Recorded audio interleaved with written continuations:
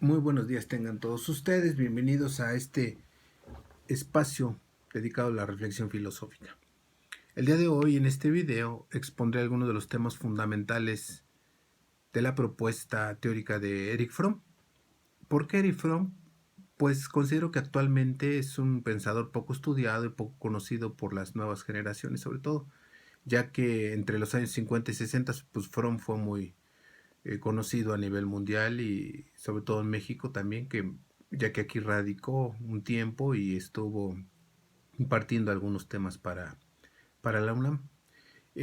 Por otra parte, que es la más importante, considero que el pensamiento de Fromm puede aportar luz ante algunas de las problemáticas que estamos viviendo en la actualidad, algunas problemáticas existenciales, como cuáles: la angustia, miedo, desesperación, falta de fuerza y compromiso ante un mundo que es altamente cambiante, un mundo que es light, un mundo, una sociedad que es líquida y que nos hace pensar que poco o nada podemos hacer ante este mundo complejo y altamente cambiante.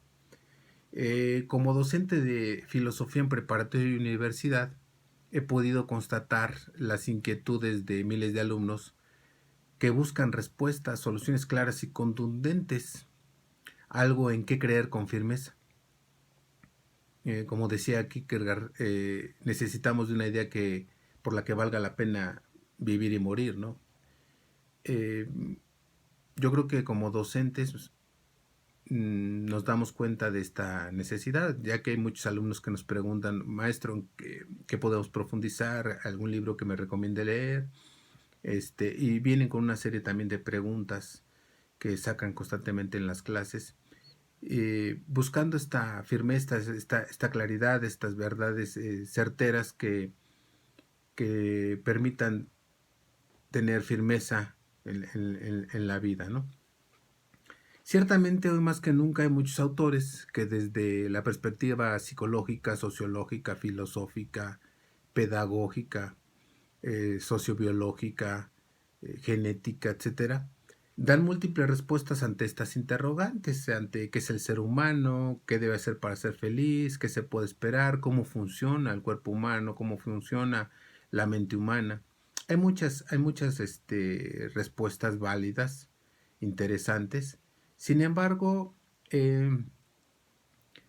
vemos que son difíciles de aplicar a la vida concreta de cada uno de nosotros. Son propuestas aisladas, son propuestas que no están sistematizadas, y entonces la gente las conoce y se queda como un mero dato. O bien son estudios aislados que van saliendo en diferentes regiones, partes del mundo, y que cuando uno las lee se van relativizando estas propuestas, ¿no? Entonces, la propuesta de Fromm no le pasa esto, es interesante porque es sencilla, es profunda, es completa y puede ser aplicada a la vida diaria de los sujetos. Además, su propuesta es integral, es holística, ya que conjuga aportes de la psicología, la filosofía, la tradición humanista en filosofía, el pensamiento y la tradición judeocristiana, que es la parte espiritual que conjuga Fromm. De esta manera, Fromm intenta dar respuesta combinando los aportes de diferentes disciplinas: la psicología, la sociología, la filosofía, la religión y la ética, ¿no? Fromm también intenta dar respuestas confirmadas desde casos clínicos, es decir, que su propuesta no solamente es teórica, sino también práctica, es empírica, por decirlo de alguna manera, ¿no? Ya saben que siempre se le achaca a la filosofía y a las humanidades en general ser solamente teóricas y no ser aplicables a la realidad. Pues el pensamiento de Fromm no le pasa esto. Él sí saca casos de la vida práctica, de la vida diaria, de la experiencia, y sus propuestas también son aplicables a la vida diaria.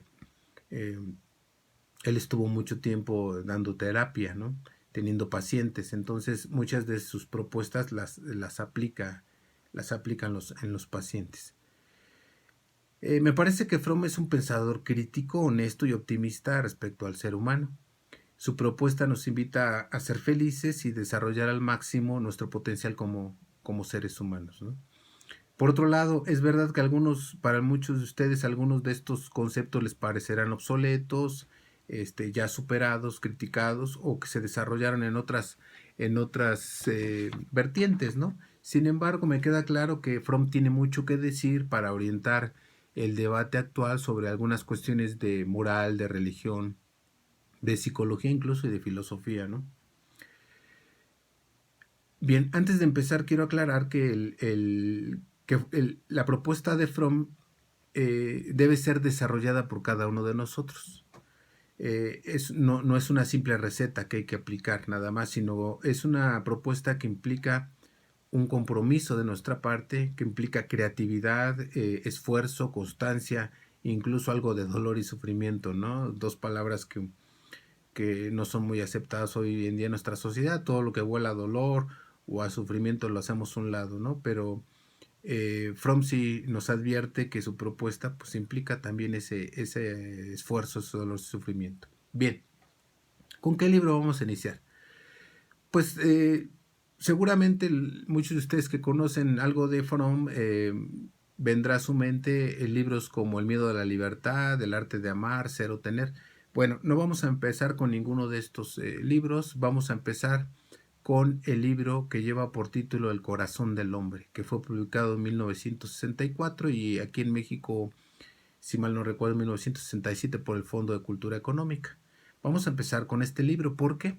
Porque es una especie de resumen de su pensamiento de los otros libros. Aquí en este libro Fromm trata dos temas principales, que es el síndrome de decadencia y el síndrome de crecimiento.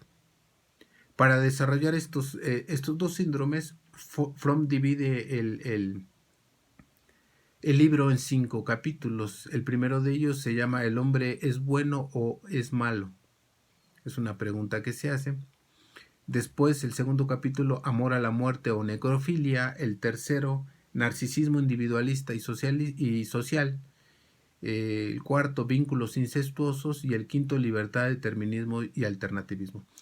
Posteriormente iré subiendo videos explicando, profundizando en cada uno de estos temas, pero hoy me voy a centrar en el último de estos capítulos, el de libertad, determinismo y alternativismo. Pues bien, iniciemos. En este último capítulo, Fromm lo inicia retomando las preguntas que se hizo en el capítulo 1. ¿El hombre es bueno o es malo? ¿El hombre tiene esencia o naturaleza? ¿El hombre está determinado a actuar de tal o cual manera por las circunstancias o es libre? Bien, Fromm analiza de manera rápida las propuestas deterministas y las propuestas esencialistas también del ser humano, y a grandes rasgos se da cuenta de que aún los pensadores que podríamos catalogar como deterministas, como Marx o como Freud, se da cuenta de que estos pensadores dejan abierto un espacio a la libertad, al cambio, ¿no? Y creen que el hombre, a pesar de todas las determinantes culturales, sociales, inconscientes, económicas, etcétera, históricas, el hombre se puede salvar. El hombre puede haber un cambio en el ser humano, un ejercicio de la libertad en donde se cambie el destino del ser humano.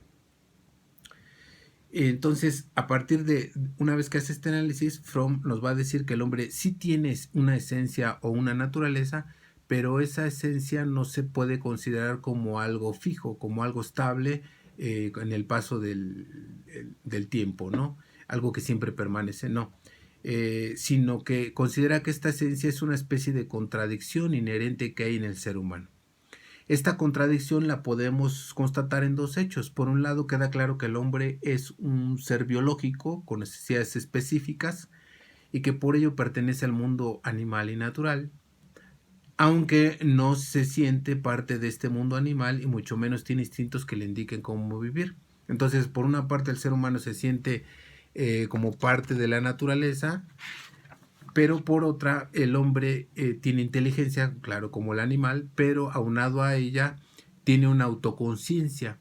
un conocimiento de sí mismo por el cual nos podemos dar cuenta de nuestra grandeza, de nuestra pequeñez, de nuestra impotencia, de nuestra soledad, de que vamos a morir, ¿no? De muchas otras cosas. De ahí que Fromm afirme que el hombre está en la naturaleza, pero trasciende a la naturaleza, ¿no? El conflicto que percibe Fromm radica en ser prisionero de la naturaleza, pero ser libre en el pensamiento, en la conciencia y trascender dicha naturaleza. Esa libertad de ese conocimiento lo aísla de la naturaleza y lo vuelve temeroso y aislado. Es decir, en síntesis, pertenecemos a dos mundos. El ser humano se da cuenta de que pertenecemos de alguna manera a dos mundos, ¿no? Bueno, este tema ya lo habían desarrollado muchos de los filósofos de la historia, ¿no? Desde Sócrates, Platón, Aristóteles, San Agustín, Santo Tomás, pues muchos de ellos han hablado de estos dos mundos al que pertenece el ser humano y que se siente como desgarrado. Bueno, Fromm retoma esta idea y le va a dar un nuevo giro. Fromm afirma, y aquí viene su propuesta, que esta tensión exige de nuestra parte una solución.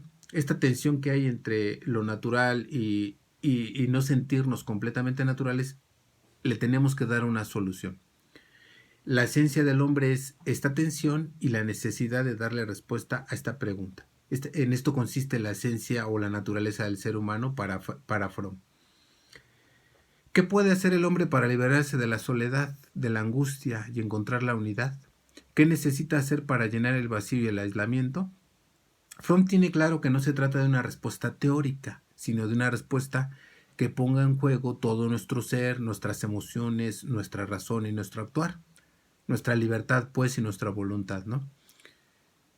A continuación retoma los temas de los capítulos anteriores para decirnos que hay dos posibles respuestas que él ha podido comprobar, o sea, que no las está proponiendo, sino que ya él las comprueba tanto en la terapia clínica como en la historia, y nos dice que la primera respuesta de ellas es una respuesta regresiva, es decir, volver al lugar de donde salió, de la naturaleza, del mundo animal, del mundo de los instintos, de la oscuridad, la de hacer a un lado la razón y el conocimiento de sí mismo y regresar al mundo de las pasiones naturales, de los instintos naturales, ¿no?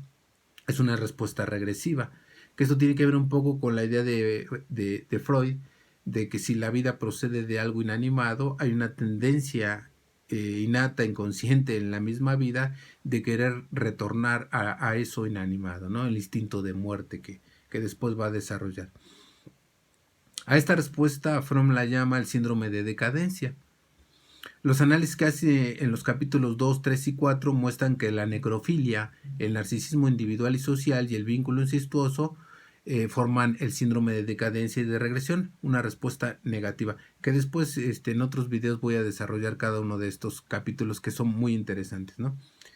Y por otro lado está la respuesta progresiva, que tiene que ver con el síndrome de crecimiento, compuesto por la biofilia, el amor al prójimo y la libertad con la que se busca el desarrollo de todas las fuerzas humanas, ¿no?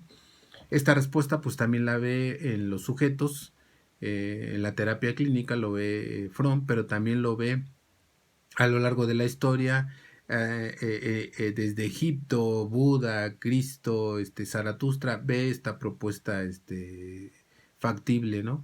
Eric Fromm.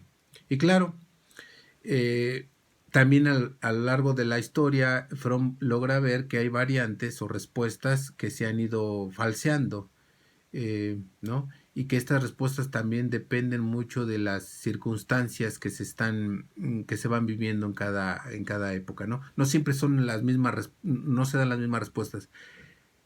El dilema de resolver la problemática del ser humano siempre es la misma, ¿no? Estos opuestos, esta dialéctica que está internamente en lucha en el ser humano, siempre es la misma, pero las respuestas que se van a dar van a ser siempre diferentes a lo largo de la historia, de acuerdo a las circunstancias concretas. También sucede que estas respuestas, pues muchas veces son falsificadas con dogmas, con ídolos, llevando al hombre a un tipo de enajenación, tema que pues dejaremos para otra ocasión. Entonces, el hombre solo puede avanzar o retroceder Ir hacia la luz o hacia la oscuridad, vida o muerte, instinto o civilización, diría Freud, ¿no? Salud mental o barbarie, síndrome de decadencia, síndrome de crecimiento, ¿no? El infierno o el cielo. O sea, a final de cuentas, todos estos conceptos, todas estas palabras que he utilizado, se refieren a esta dualidad según Fromm, ¿no? Fromm tiene perfectamente claro que en cada una de las respuestas hay grados, hay avances, hay retrocesos, o sea, no todo es bueno, no todo es malo, sino hay diferentes grados, ¿no? Eso también lo debemos de tener muy en cuenta. Así, la historia para Fromm no es otra cosa que la búsqueda de soluciones nuevas ante un mismo problema, ¿no? Lo que ya comentaba. Y es que en la historia siempre aparecen nuevas contradicciones que deben de ser resueltas, ¿no? De acuerdo a las circunstancias. Y podemos preguntar, ¿algún día los hombres llegaremos a ser plenos, libres de contradicciones? ¿Se podrá llegar a una plena unión con el mundo? Fromm cree que sí es posible y que cada día nos acercamos más a dicho fin. Fromm vuelve a afirmar que en estas respuestas pues hay grados, tanto a nivel individual como a nivel grupal. Desde el grado más alto, que ya está acostumbrado a tomar buenas decisiones, decisiones de crecimiento, decisiones positivas, hasta el grado más bajo, que está acostumbrado a tomar decisiones negativas. Bueno, dicho sea de paso, Fromm cree que estas dos personas que estén al 100, ¿no? Y en cero, pues ya realmente no tienen que elegir, ya no pueden elegir, ya lo hacen de manera automática, ¿no? Sus decisiones se toman de manera automática. Lo importante aquí es reconocer que estas dos fuerzas están actuando constantemente en el hombre, el bien y el mal, ¿no? Para sintetizarlo. Solo la persona completamente buena, solo la persona completamente mala ya no tienen que elegir, pero todos los demás seres humanos, ¿no? Los normales, los demás mortales, sí tenemos que elegir constantemente, y entonces entre más decisiones buenas tomemos acertadas, pues vamos avanzando en ese camino de lo positivo, ¿no? Y entre más malas decisiones tomemos, vamos regresando, ¿no? Hay una especie de regresión hasta que el corazón se endurece, ¿no? Dice el corazón del faraón se endurece y ya no escucha al bien, ya no tiene esa capacidad de escuchar al bien o a Dios, ¿no? ¿Y de qué depende que el hombre elija un lado u otro, el bien o el mal? Bueno, antes de pasar a responder esto, me parece importante que Fromm señale que tanto la psicología, la sociología, la filosofía deben de proponer medios dinámicos para que el hombre logre su pleno desarrollo y detenga el avance del mal, ¿no? O sea que una de las tareas de la psicología, de la sociología, de la filosofía, cree Fromm, que es precisamente el dar alternativas para que el hombre pueda solucionar esos conflictos y desarrollarse plenamente, alcanzar su libertad, ¿no? Cosa que poco se hace hoy.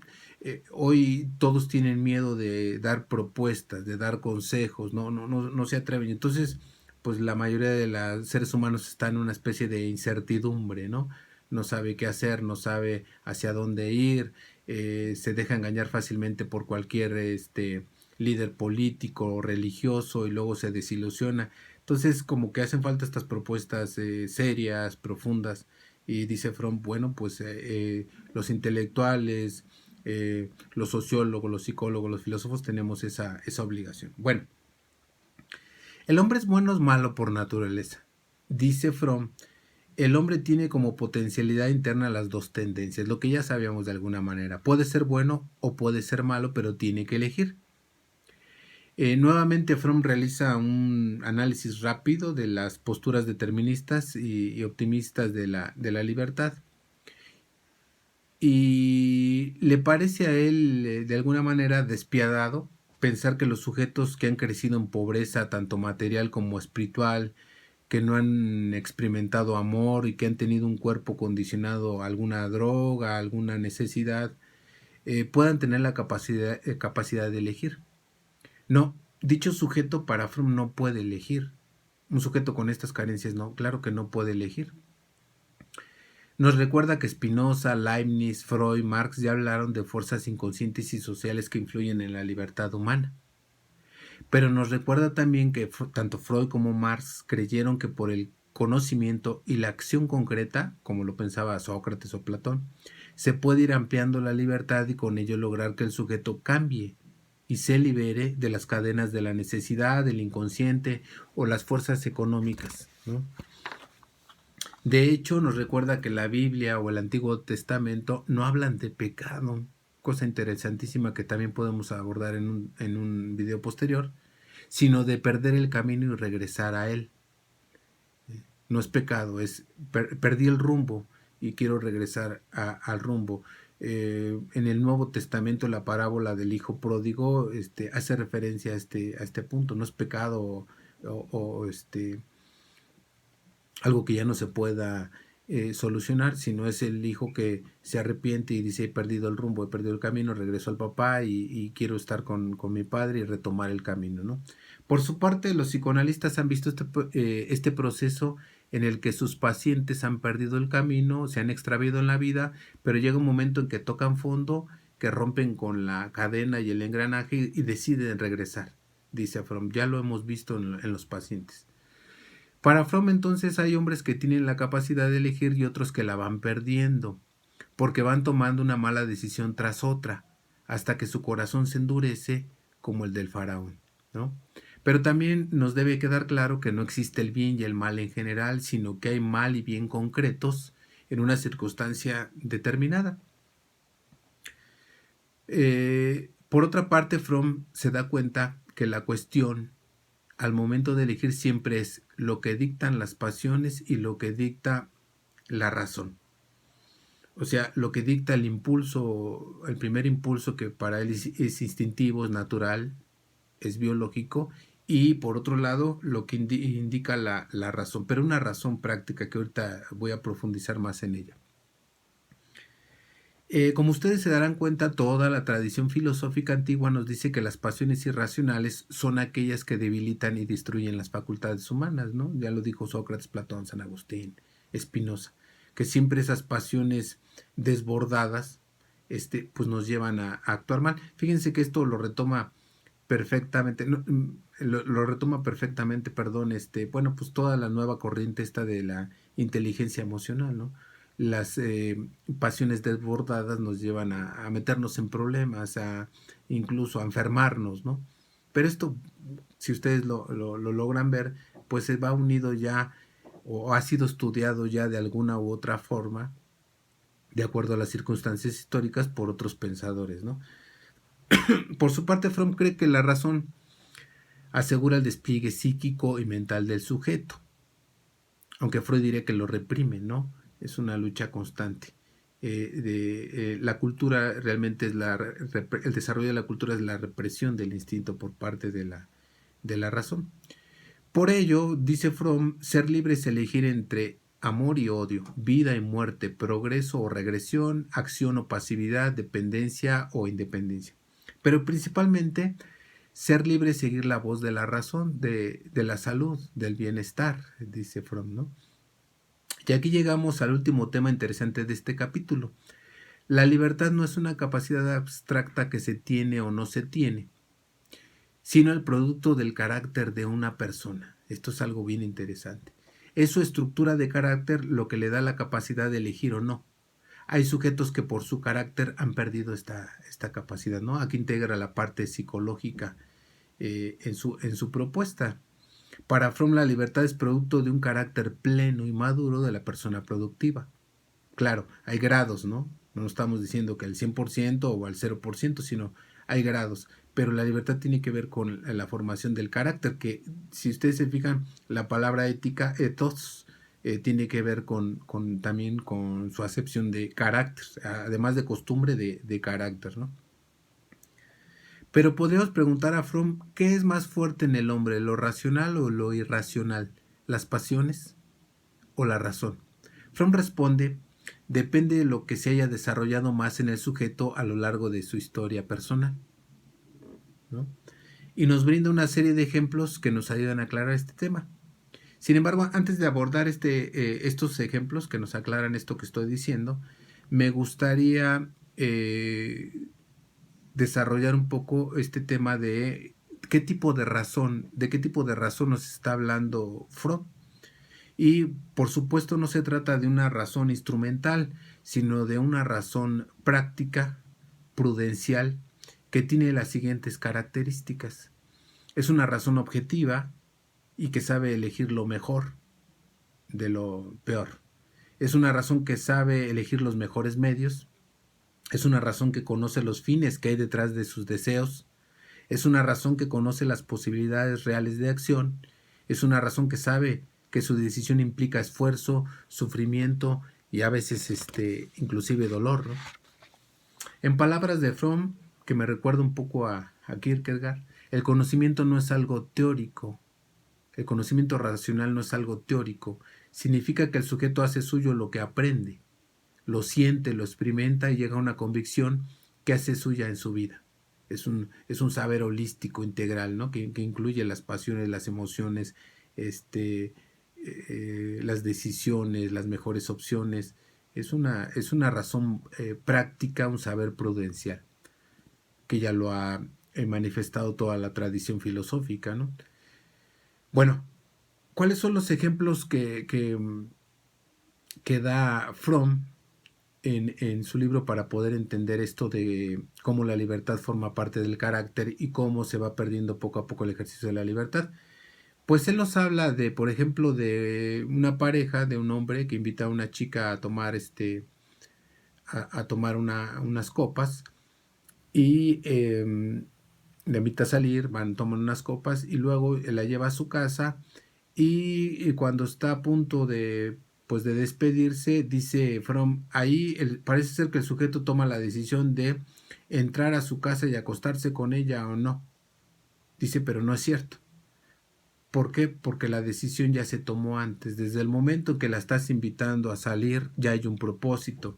Desde el momento en que tomaste la segunda o la tercera copa, ya hay un propósito. Entonces, lo único que va pasando es que se va reforzando esa decisión que ya anteriormente ya se ha ido tomando, ¿no? A veces de manera consciente, a veces de manera inconsciente. También pone el ejemplo de una familia en donde un niño tiene un amigo, un niño tiene un amiguito negro y la mamá no está de acuerdo que se junte con ese niño y entonces poco a poco le va metiendo ideas para que su hijo se vaya alejando de ese compañerito negro. ¿Y qué pasa? Que como el niño no quiere, pues lo empieza a chantajear, lo empieza a manipular, comprándole cosas, diciendo pues te compro este juguete o este dulce para que te vayas alejando poco a poco de ese niño. Posteriormente el niño crece y luego tiene una relación con una chica que tampoco es del agrado de la madre y entonces la mamá otra vez lo va a ir convenciendo para que se vaya a estudiar al extranjero y se aleje poco a poco de esta chica, ¿no? Y así, el chico no va tomando decisiones acertadas y lo que va a pasar ahí es que posteriormente, dice Fromm, este chico termina por elegir una carrera que no le satisface y al final cuando ya mamá no está ahí constantemente presente, pues el chico no se da cuenta que debido a que no ha tomado las decisiones por cuenta propia, pues ahora es infeliz, ¿no? Y no se da cuenta de eso, pero lo que ha pasado es que su carácter no se ha formado para ir tomando estas decisiones, ¿no? Por ello, hay que ser capaces de darnos cuenta de cuándo se tomó verdaderamente la elección, ¿no? Podríamos actualizar estos ejemplos que Fromm nos da con algunos ejemplos que vemos en la práctica docente diaria, ¿no? Un chico que siempre ha copiado desde la primaria o la secundaria, que no se ha esforzado por leer, por profundizar, por tener un pensamiento abstracto, cuando pasa a la secundaria se le dificulta más, pero encuentra otras maneras de solucionarlo, por ejemplo, copiando, ¿no? Copiando las tareas, copiando los exámenes, y en la preparatoria va a seguir avanzando. ¿Y qué pasa? Pues sí, sí le puedes decir échale ganas, da tu mejor esfuerzo, pero si no hay una serie de acciones concretas que vayan haciendo que el sujeto poco a poco se vaya superando, poco a poco vaya desarrollando ciertas habilidades, pues es imposible que de un día para otro el sujeto cambie, ¿no? Y entre más malas decisiones tome, pues le va a costar mucho más trabajo que retome el camino, que regrese al camino. De hecho, Fromm dice que esto es como el juego de ajedrez. En un juego de ajedrez, los dos jugadores parten con las mismas posibilidades de ganar el juego, pero a medida que alguien va ejecutando malas jugadas, va haciendo malas jugadas, en la medida en que haga esas malas jugadas, poco a poco su capacidad de ganar, su porcentaje de efectividad o de poder ganar la partida se va debilitando, se va restringiendo. Ya no hay posibilidad de hecho llega un momento en que hay 2, 3 jugadas en donde se sabe que ese jugador ya va a perder. Entonces dice, así parece ser que luego es en la vida, ¿no? Eh, Entre más malas decisiones tomemos, va a ser más difícil retomar el buen camino, ¿no? Bien, por ello nuestra libertad cambia con cada uno de nosotros y a lo largo de nuestra vida. Con cada nueva elección nuestra libertad se amplía o disminuye. Eh, También queda claro que la propuesta de Fromm implica esfuerzo, implica entrega, sacrificio, y eso nos hace echarnos para atrás por falta de valor, que también ya Kierkegaard lo, lo, lo explican en varios de sus libros, ¿no? O sea, sí sabemos por dónde, sí sabemos qué tenemos que hacer en la vida, pero nos falta valor también, nos falta tomar la decisión de entregarnos a esa idea y poderla realizar, ¿no? Pero detengámonos un poco. ¿Esto que nos propone Fromm es una especie de determinismo? Pues la respuesta es que sí, sí, sí, sí es una especie de determinismo, pero le queda claro que siempre hay fuerzas que inclinan nuestra elección y nuestro actuar. También cree que hay alternativas para salir de este determinismo. Por ejemplo, un humanismo crítico, un humanismo realista nos va a ayudar a salir de este determinismo. Autores como Freud, Marx, Spinoza, Aristóteles quieren salvar al individuo, quieren que el sujeto le dé un cambio a su vida a pesar de todas las condiciones y determinantes que hay en la vida. Yo creo que a final de cuentas, aunque nos creamos o nos consideremos deterministas, a final de cuentas todos creemos que sí puede haber un cambio, ¿no? Que sí puede haber un cambio de rumbo, que sí podemos hacer algo para poder salir de ciertas prisiones, ciertos condicionantes que creemos inamovibles, ¿no? Para Fromm la conquista de la libertad es difícil y la mayor parte de los hombres no alcanzamos una libertad en plenitud, ¿no? Otra vez con los grados. Pero sí considera Fromm que el ejercicio de la libertad es difícil y es angustiante, como lo consideraba Sartre, ¿no? Nos angustia el ejercicio de la libertad. Entonces, por eso es que la hacemos a un lado. Por último, quiero decir algunas palabras sobre qué sea el mal para Fromm, ¿no? Muchos alumnos nos preguntan, ¿qué es el mal? Bueno, Fromm les daría una respuesta. El mal es el intento por regresar a lo prehumano, de declinar a la razón, al amor y a la libertad. El ser humano se cansa, se fastidia, necesita de fuerza para poder seguir adelante, ejerciendo su libertad, dando propuestas racionales, pacíficas, ¿no? Para el desarrollo del ser humano. Entonces, Fromm considera que el ser humano llega a un momento en que también se cansa, ¿no? Y quiere renunciar a eso. Cuando uno renuncia a eso, eso es el mal, dice Fromm, ¿no? No es un ser por ahí que anda con cuernitos y que te está poniendo obstáculos a cada momento, sino más bien es esa lucha interna en nosotros de querer renunciar a la cultura, a la razón, a la libertad, a la propuesta, al trascender nuestros instintos, ¿no? Llega un momento en que el ser humano se cansa, se fastidia y dice, no, ya no quiero más. Eso es el mal, ¿no? El hombre, cuando es malo, quiere renunciar a su carga de humanidad. Ya no quiere seguir esforzándose. Y vean ustedes, por ejemplo, en una familia, ¿no? Mantener una familia unida requiere pues el esfuerzo de papá y mamá, de levantarse, ir a trabajar, solucionar los problemas de casa, los problemas con los hijos, irlos educando, esforzarse día a día, la comida, la educación. Y entonces es un estrés, es una carga que va funcionando a medida que se esfuerzan los papá y mamá, ¿no? a medida de que proponen nuevas alternativas y se renuevan.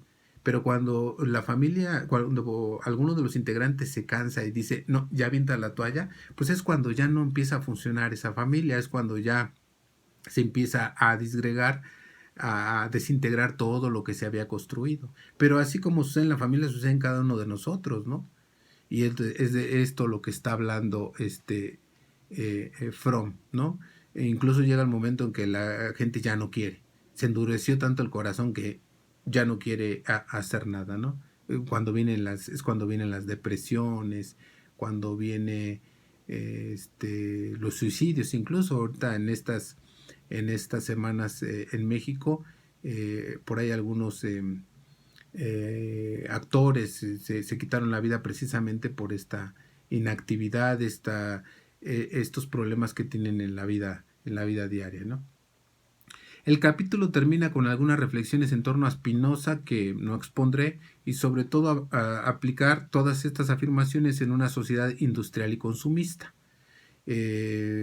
Mucho de la crítica de Fromm va en dirección a la sociedad capitalista estadounidense que es altamente consumista, ¿no? Menciona algunas de sus afirmaciones respecto a esta sociedad industrial que él está viviendo y que realmente no son nada alentadoras. Él dice que nuestra vida se está haciendo cada vez más mecánica y monótona, nos estamos convirtiendo en mercancías. La gente no ama la vida, sino que le atrae lo inanimado, los autos, los zapatos, los celulares, ¿no? Diría yo. Hay abundancia de emociones, de diversiones y de pasiones al extremo, llevadas al extremo. No hay un interés real por el individuo concreto, por lo vivo, no hay ese interés. Se administra a los hombres como si fueran cosas. Se está creando al homo economicus atraído por la máquina, yo diría hoy por lo digital. El hombre mecánico espera poder apretar un botón para poder ser feliz, para tener amor y placer y verdadero placer. Las películas, decía él, y yo agrego hoy las series y los videojuegos, presentan muerte y destrucción y nos sentimos atraídos por ello. Nos atrae el accidente, la muerte, el morbo, nos atrae, ¿no? Conclusión, en las sociedades actuales existe una fuerte orientación necrófila que desarrollaré en otro video, ¿no? Fromm se pregunta, ¿es posible crear un industrialismo humanista? Yo me pregunto, ¿es posible crear una digitalización humanista? Hasta aquí, Eric Fromm. Muchas gracias por su atención y quedo en espera de sus comentarios y sugerencias. Si deseas que exponga los capítulos sobre necrofilia y narcisismo o vínculos incestuosos, por favor, háganmelo saber. Y eso es todo por hoy. Hasta pronto.